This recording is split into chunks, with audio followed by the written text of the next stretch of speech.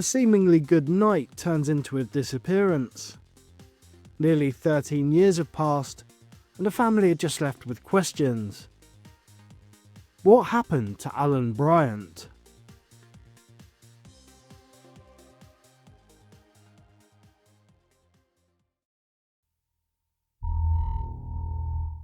Welcome to Vanished Voices UK, your new favourite spot for curious missing persons cases, true crime stories, and in-depth investigations.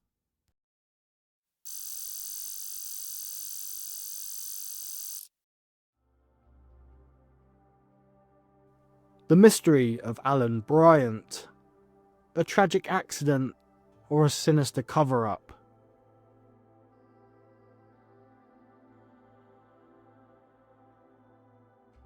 On the night of the 3rd of November 2013, 23-year-old Allan Bryant vanished on a 1-mile walk home in Glenrothes, Fife, never to be seen again. This unsolved missing person case, now in its 12th year, with the family still desperate for answers. In this video, we will look at who Allan was, the timeline leading up to and including his disappearance, the investigation both then and now, prevailing theories, unanswered questions, family appeals, and the current status. Allan Bryant was a 23-year-old from Glenrothes, Fife, who vanished without a trace in the early hours of Sunday the 3rd of November 2013. At the time, he lived with his parents, Alan Sr. and Marie, and his 2 younger sisters, Amy and Sophie, in their family home on Ednam Drive. By all accounts, the Bryants were a close-knit family who enjoyed ordinary routines: work, school, evenings at home, and weekends out together. On the evening of Saturday the 2nd of November 2013, Allan set out in high spirits to attend an engagement party at Leslie Golf Club with several friends. His father later recalled, "We never thought for a second this would be the last time we would ever see our son Allan, leaving our home in such a happy mood that evening." Although he had plans for the months ahead, spending time with friends, supporting his favourite football club, and exploring local opportunities, Allan's future was cut tragically short less than a mile from his home. His disappearance not only shattered the Bryant family's sense of security, but began a search that spanned more than a decade.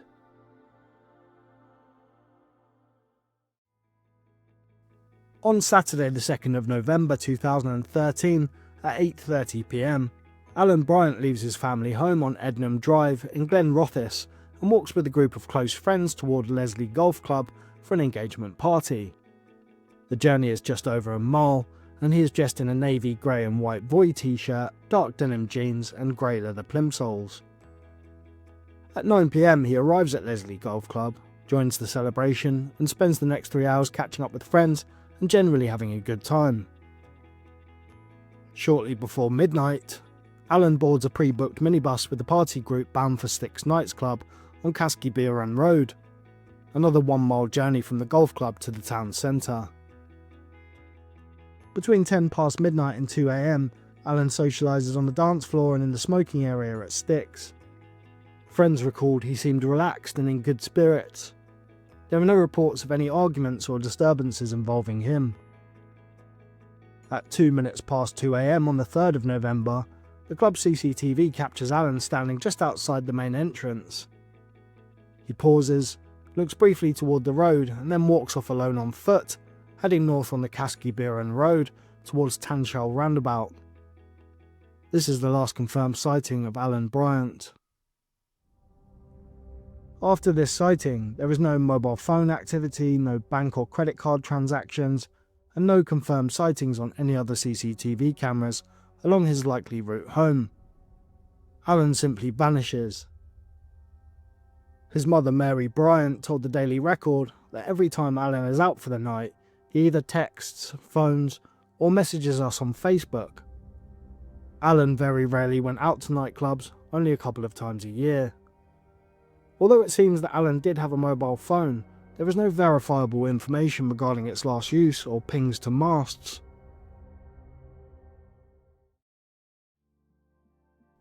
Alan's family realised something was seriously wrong when he failed to return home or make contact. On Monday the 5th of November 2013, 2 days after his last confirmed sighting, they reported him missing to Police Scotland's major investigation team. Detective Inspector Scott Roxburgh took command of the inquiry. Within hours, divers were scouring the local ponds, rivers, wells and quarries. Search teams combed woodlands, hedgerows and other green spaces across Fife. Parallel to these physical searches, officers conducted extensive door-to-door inquiries in the Tanshall and Abbeyview areas, and trawled through CCTV feeds from shops, private homes and public cameras to trace Alan's movements after he left Styx nightclub. All information has been investigated thoroughly, recorded, assessed and actioned accordingly. This was emphasised by Inspector Roxburgh. Despite sweeping searches and forensic inquiries, no physical evidence of Alan was found. With no indication of overt criminality, Police Scotland maintained the case as a missing person inquiry, assuring the public that every new piece of information is followed up. To keep the appeal alive, Alan's family worked closely with the police and charities, issuing regular public appeals through missing people, Crime Stoppers and local media outlets, imploring anyone who might have seen or heard anything that night to come forward. As weeks became months, the inquiry never went cold. Each anniversary, the major investigation team has reassessed CCTV material and witness statements, driven by the hope of finding the smallest clue that could finally explain what happened to Allan Bryant.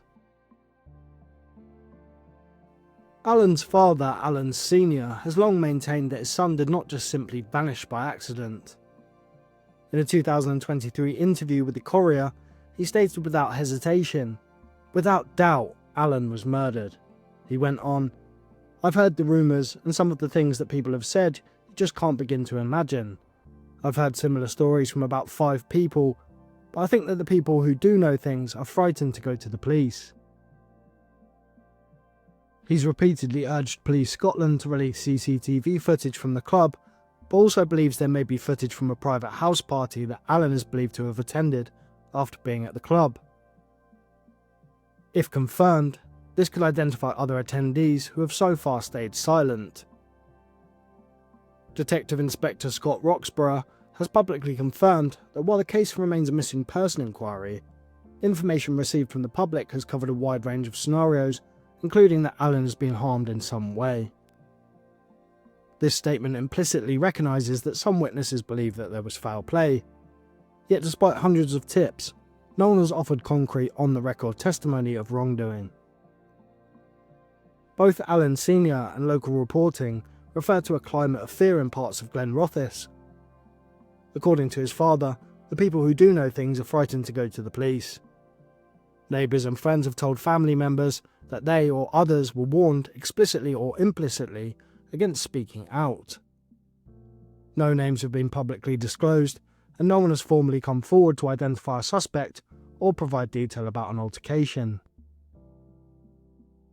Police Scotland released Alan's Styx footage in 2014, but have not released any images from private party locations or residential cameras. Despite the large Facebook support group, now with tens of thousands of followers, no party host or attendee has posted photos or videos placing Alan elsewhere that night. No public record names any individual as having a specific grievance against Alan. Online discussion forums and the family's own appeals cite rumours of a dispute involving money or relationships at the after-party. However, none of these have been substantiated by witnesses prepared to go on the record. Detective Inspector Scott Roxburgh has urged the public to consider that Alan may have intended to go elsewhere when he left Styx, or there is a chance that Alan began walking home and may have become disorientated. Alan's possible final movements could place him alone on a dark road, and this makes a simple slip, fall or medical emergency in the cold night a plausible if tragic scenario. But despite extensive searches of ponds, rivers, wells and woodland, no body or personal items have ever been recovered. As his body has never been found, does this point more to concealment? Despite a decade of exhaustive inquiries, several pivotal questions remain unanswered in Allan Bryant's disappearance. Firstly, why was crucial CCTV footage from the boxing gym and snooker hall behind Styx never captured before it was overwritten? Local reporting confirms that officers sought this footage twice in the critical early days, but arrived too late. As discussed before, Allan was seen last on CCTV at 2 minutes past 2 in the morning outside Styx. But what about other cameras along Caskyburen Road, Napier Road, South Parks Road and beyond? Police Scotland state they reviewed all available feeds, yet only the Styx footage has ever been released. Are there unexamined private or residential cameras that could fill in the gaps? Did Allan have a phone at the time of his disappearance? No case file detail has emerged on whether his last known handset was ever recovered in the area, and there is a distinct lack of information regarding any investigation into his phone data, if he had one. Despite searches of ponds, rivers, wells and woodland, no forensic trace, no fingerprint, footprint or fibre has ever been found. Was the search radius too narrow, or did environmental conditions erase any physical evidence before the investigators arrived? Family and friends speak of a climate of fear among those who may hold key information. Alan's father has said he's heard similar stories from about 5 people, but believes witnesses are too frightened to approach police. Who were these people, and what were they too afraid to disclose? Finally, was there an unpublicised after-party or meeting spot? Perhaps at a private address where Allan went after leaving Styx? Multiple appeals have urged anyone at a late-night gathering in Glenrothes that weekend to come forward, yet no host or attendee has been identified publicly. These unanswered questions, the missing CCTV, the silent witnesses, the lack of any information about a phone and the pristine search areas combine to form a puzzle still without its final piece. In the next segment, we'll look at how the investigation has evolved in recent years and what new lines of inquiry remain open. Police Scotland's major investigation team continues to treat Allan Bryant's case as an open missing person inquiry.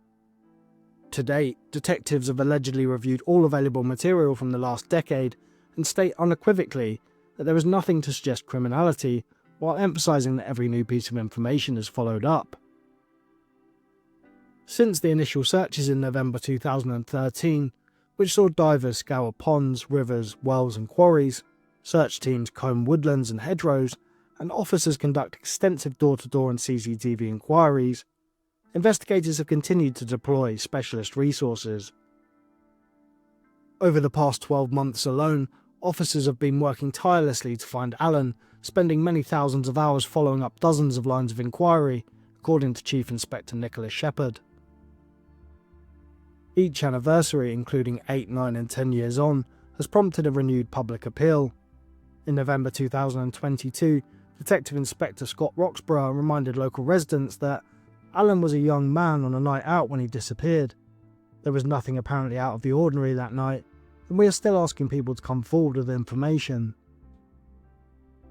In late 2014, and again in 2023, Police Scotland released enhanced CCTV imagery of Allan inside and outside the Styx nightclub, urging the public to share their video on social media to raise as much awareness as possible.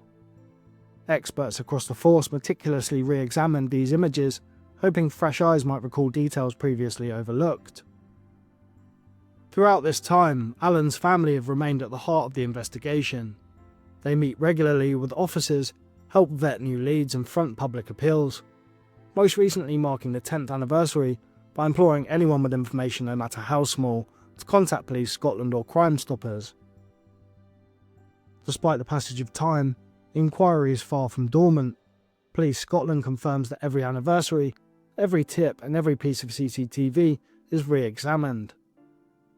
Until that final clue emerges, detectives remain on standby, ready to act on any new sighting, signal or statement that could bring clarity to what happened on the 3rd of November 2013. From the moment Allan vanished, his family and friends have refused to let his name fade. Just days after his disappearance, on the 7th of November 2013, Alan's mother Mary stood alongside Detective Inspector Derek McEwen at a press conference in Fife. With tears in her eyes, she implored anyone with information, no matter how small, to come forward, saying simply, "Please help us find our son." Each anniversary brings a fresh appeal. On the 1st of November 2024, the 11th year since Alan's disappearance, his father, Allan Bryant Sr., posted on Facebook, "Not knowing what has happened to Alan for such a long time has had a massive impact on our family. Our lives are a living hell with no light at the end of the tunnel. We can only hope someone eventually speaks up and tells the truth to end this nightmare for us." The psychological toll on the Bryants typifies ambiguous loss, a state in which a loved one's physical absence, coupled with the psychological presence, freezes the normal grieving process.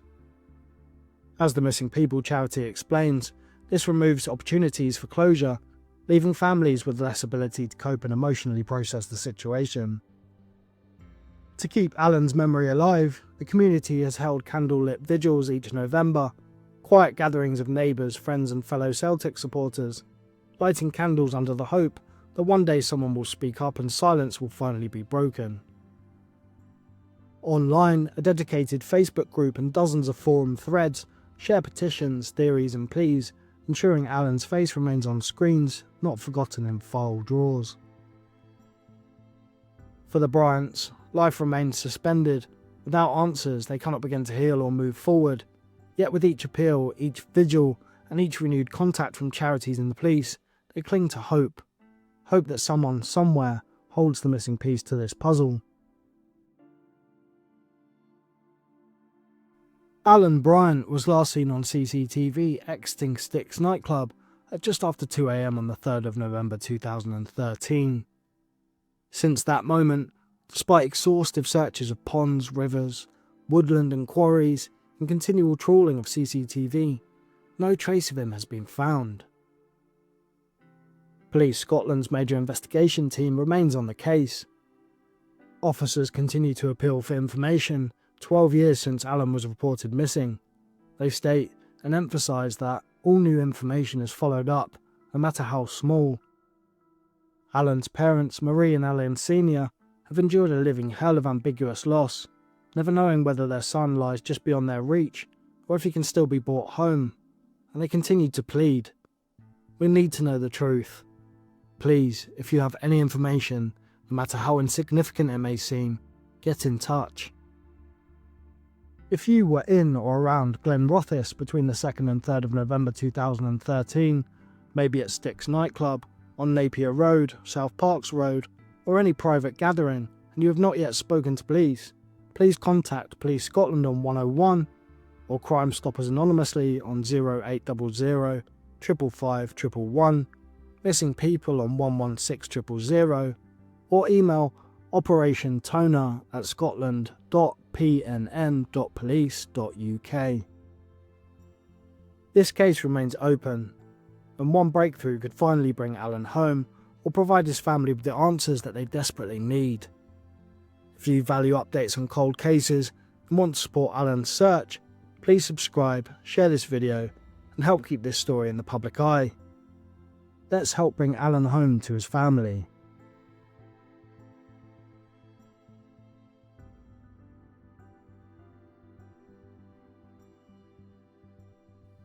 As always, thank you for watching.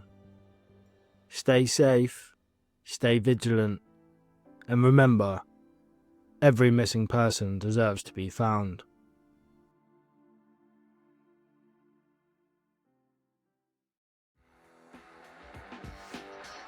Like, comment and subscribe to see more new and cold missing persons cases from the UK.